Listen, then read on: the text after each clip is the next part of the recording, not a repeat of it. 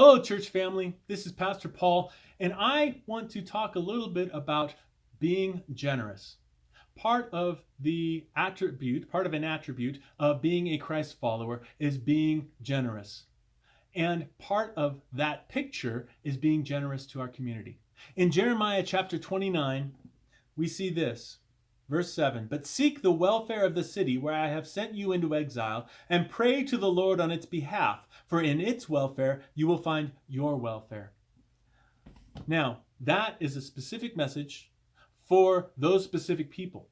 But as you read through Scripture, you see that principle throughout, that idea that we are called to be a lighthouse to our community, to share the gospel through what we do and how we are generous to others. And so I want to encourage you by saying that we as a church family at Harvest Foursquare Church, we look for ways that we can be a light to our community by being generous. Whether that was giving gifts to our frontline workers at the hospital and at the maternity ward, or maybe that is giving gifts to one of our schools because they had needs at the school. Another way that we have done that is partnering with churches and other community members to send supplies and food to a hurting part of our nation.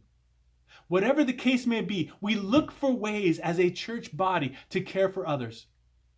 I want to encourage you, if you have a suggestion for how we can do that, how we can continue to do that through the year, please put that in the comments. In the meantime, this month, we are looking at a variety of different ways from honoring our graduating seniors to honoring those who died fighting for our freedoms.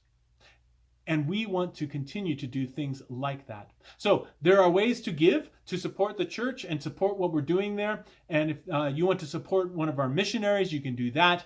Just click on one of the links below or text to give, or you can also send in a check at the address below, whatever the case may be. Thank you for continuing to give and honoring the Lord, glorifying God with your tithes and your offerings.